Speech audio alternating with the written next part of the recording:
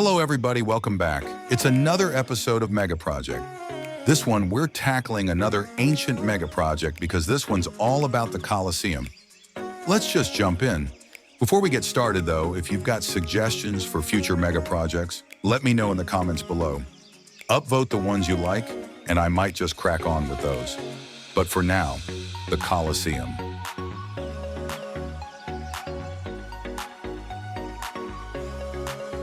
The roar of the crowd baying for death, the smell of sweat and blood hanging in the air. Few buildings can ever hope to match the kind of all-encompassing experience that the Colosseum must have offered. A place of horrific violence where thousands lost their lives, but also an engineering marvel with a design on which most modern stadiums and arenas are still based today.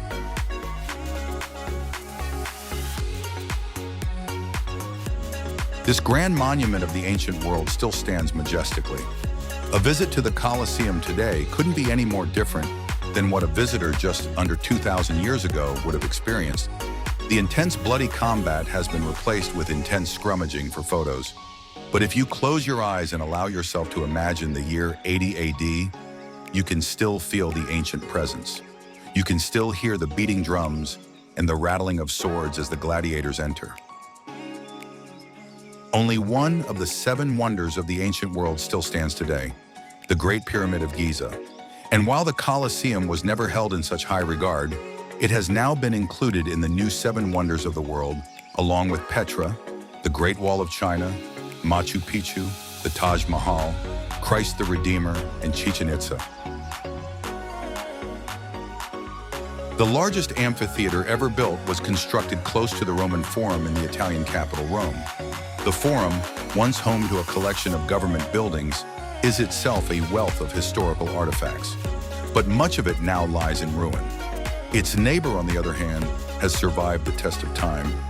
Well, just about. The 1940-year-old Cathedral of Combat was constructed using travertine limestone, tough volcanic rock, and brick-faced concrete. It was started by Emperor Vespasian and completed by his successor and heir, Titus.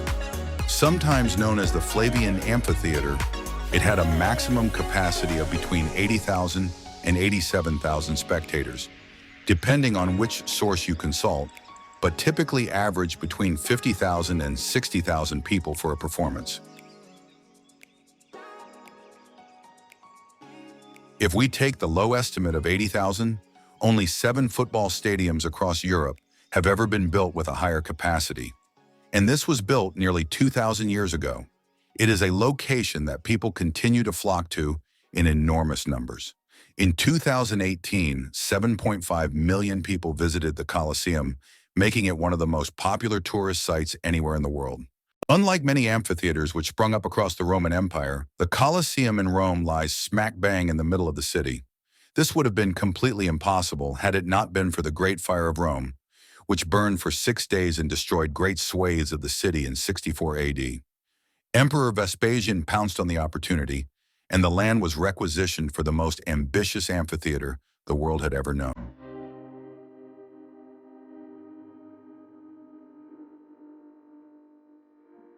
Now, the money for this had to come from somewhere, and in 70 AD, during the Great Jewish Revolt, the Romans laid siege to Jerusalem. After 4 months, they forced their way into the city, destroying much as they went. When the Romans returned home, they did so rich in plunder. An inscription in the Colosseum attributed to the emperor even states that it was constructed using the victorious general's share of what was taken from Jerusalem. And just in case you're wondering, there is no mention of how the generals felt about this donation. Work began on the Colosseum sometime between 70 and 72 AD. By the time the emperor died in 79 AD, work had been completed up to the 3rd story. The 5th and final level was completed the following year, and the Colosseum hosted its inaugural events in 80 or 81 AD, again depending on the source. We don't have a lot of information about these first games, but there are reports that over 9,000 wild animals were killed during the inaugural games. PETA would have a field day. The Colosseum was constructed with 100,000 cubic meters of marble. According to sources from the time, it was transported to the building site with the help of 200 bullock carts and a legion of slave labor that was said to include between 20,000 and 60,000 Jewish slaves. That's certainly not to say it was all done by slaves, though, with Rome's finest masons, ironmongers, and craftsmen working on the ambitious project. It's estimated that 1.1 million tons of concrete and stone went into the construction, with much of it held together by 300 tons of iron clamps rather than mortar. There's almost no information about the cost involved in the construction of the Colosseum, but experts estimate it would cost between $750 million and $1 billion if it was built today. The study used for a book on the Colosseum suggested that the foundations alone would cost $57 million to lay today. The building received further additions with the next emperor, Domitian, who ordered that a gallery be added at the very top of the Colosseum to increase capacity even further. He was also responsible for the Hippodrome, which is the series of tunnels and cages beneath the structure that were used to house animals and gladiators. And that's something we're going to be coming back to just a little bit later. In 217 AD, another fire raged in the area, causing significant damage to the Colosseum and destroying its upper wooden levels. It would not be until 240 AD that this pearl of the Roman Empire was restored to its full former glory. The last mention of gladiatorial combat in the Colosseum came in 435 AD, but animal hunts were recorded as late as 523 AD. But by that point, Rome was a really different place.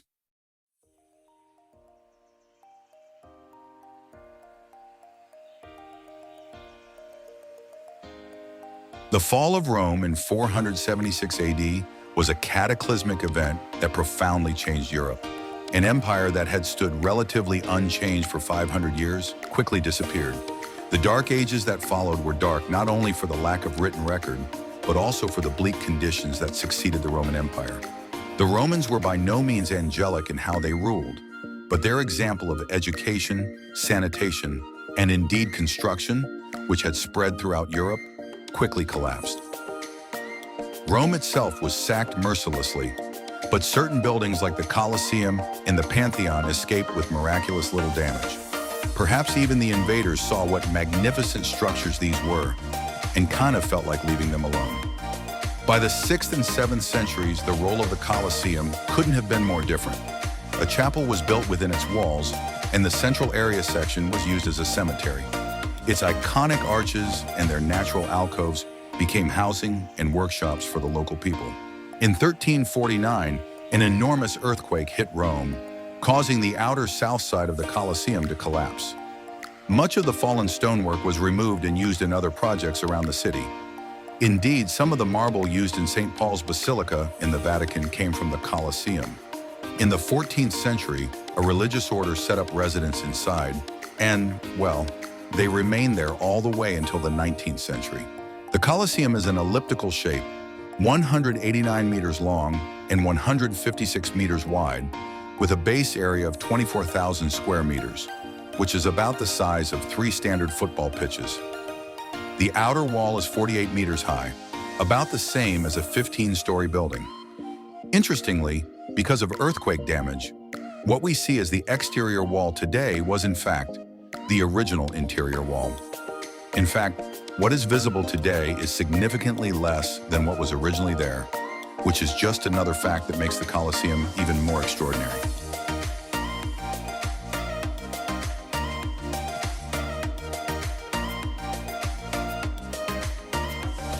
If we compare what we see today to its past, half of the outer perimeter is completely gone, and there is, of course, no wooden seating at the very top, and much of the skeletal structure inside has been badly damaged or is just now completely missing. It's not possible to walk freely around the interior of the Colosseum as people once did. People sometimes remark that the Colosseum appears a bit smaller than they imagined. Maybe that has something to do with CGI in Hollywood movies, but the structure itself is really smaller than it once was.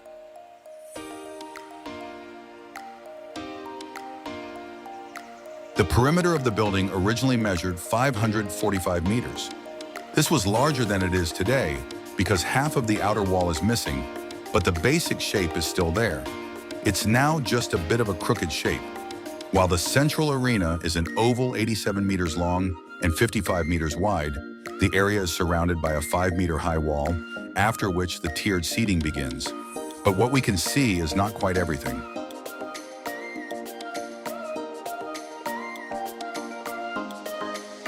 Drains were built 8 meters below ground level, allowing for water to flow out into Rome's famed sanitation network, which, by the way, we've done a whole video about. That did really well, kind of a surprise hit to me. On top of this drainage system came the foundations made of concrete. The depth of the foundations changes considerably depending on where you are in the Colosseum. The areas below the seating and where the outer walls once stood had foundations set 12 to 13 meters below the surface, while underneath the arena area, it's only 4 meters. This is for the quite obvious reason that the outer sections had to support considerably more weight.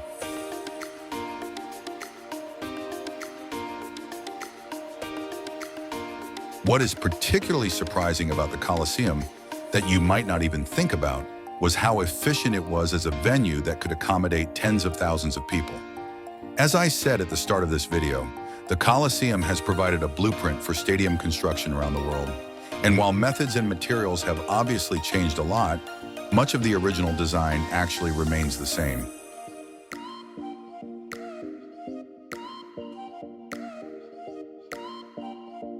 There were 80 entrances in and out of the Colosseum, 76 of which could be used by regular spectators. 4 were reserved for the emperor, his family, and other dignitaries. These entrances and the staircases which led up to them were all numbered to help people find their way around, just as you would find in a modern arena. Tickets were given as a fragment of pottery with seat numbers on it, which directed the spectators to their seats via a series of vomitoria, which were passageways that led from the staircases. It was an incredibly efficient system that allowed a quick flow in and a quick exit as well. Little side note here, by the way, if the word vomitoria sounds a little like an English word, you're exactly right. The word actually comes from the Latin for rapid discharge, and it is from this that we take the English word vomit. But let's get back to the Colosseum.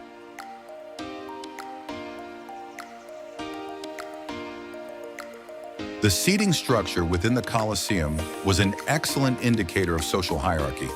Special boxes to the north and the south were reserved for the emperor or the benefactor of the games, as well as the Vestal Virgins, who were the priestesses of Vesta, goddess of the hearth. The hearth was a sacred flame in the city that was kept alight at all times, and it was said that if it was ever to be extinguished, Rome would fall. These were very important women. Either side of the boxes were senatorial seats with enough space that Rome's finest could bring their own chairs. There are still examples in the Colosseum where individual names have been engraved into the rock. I guess you can't steal somebody's seat if their name is literally scratched into the stonework. The Romans obviously did take all of this very seriously. As we move upward in the Colosseum, the level in Roman society decreases. This section, located above the senatorial seats, was the Maenianum Primum for the non-senatorial noble classes, or knights. This was followed by the Maenianum Secundum, which was reserved for ordinary Roman citizens, but was itself divided into 2 depending on your position. The Iuma was the lower section for wealthy citizens, while the Summa above it was for the poorer citizens. There are also examples of specific areas being reserved for certain social groups, such as soldiers on leave, scribes, priests, and even boys with their tutors. The Maenianum Secundum was the final section to be added at the very top. This gallery was for the common poor as well as slaves and women. This section was composed either of steep wooden benches or simply standing room, depending on what point of history we look at. The tier was then divided by low walls into multiple sections known as moenia, which were then subdivided into wedges or cunae, and finally the promissura was referred to as a greatest. Therefore, on your ticket, or piece of pottery really, you would have a cuneus, a gratis, and then a specific seat number, a rough format that is still used throughout the world today. Although the shows were ticketed, they were almost always free. The events were paid for by individuals, sometimes the emperor, and sometimes local businessmen, perhaps looking to curry favor with the demanding Roman population. What's more, it even came with free food. A wide variety of meat would have been on offer, including pork, venison, lamb, and chicken, but also plenty of fruit and nuts, as well as bread rolls. As for drink, it would have likely been some kind of watered-down wine that was served. As strange as it might sound with our binge-drinking cultures today, the Romans never drank straight wine. It would have always been watered down, quite simply because they didn't want to get too plastered too quickly. There were also plenty of prizes on offer, with small wooden balls hurled into the crowd. These would contain money or food, but there is evidence that some even contained deeds to a house or a small apartment. Further, when the temperature soared, the crowd was treated to Colosseums, a water mist that had been scented with balsam or saffron. There was also a giant awning known as the Valerium, which could be drawn across certain sections of the Colosseum to provide shade. Other than the horrible violence that you had to watch, this actually sounds really nice. If only they just play music or something. The Hypogeum was a late addition to the Colosseum and can be seen clearly today. Meaning underground in Latin, the Hypogeum is the series of tunnels and cages set over 2 floors underneath what was once the arena floor. Before contests, gladiators and animals were kept below ground in these cages, then brought into the arena with the aid of 80 vertical shafts. This is an aspect of the Colosseum which is often overlooked, but it would have provided quite the spectacle with a complex pulley system and other machinery to raise or lower what was in the arena. So I really hope you found that video interesting. If you did, you know what to do. Smash that like button. Don't forget to subscribe. If you've got suggestions for future mega projects, you also know what to do. Go down into the comments below. Let me know your favorites and I will probably make those. And as always, thank you for watching.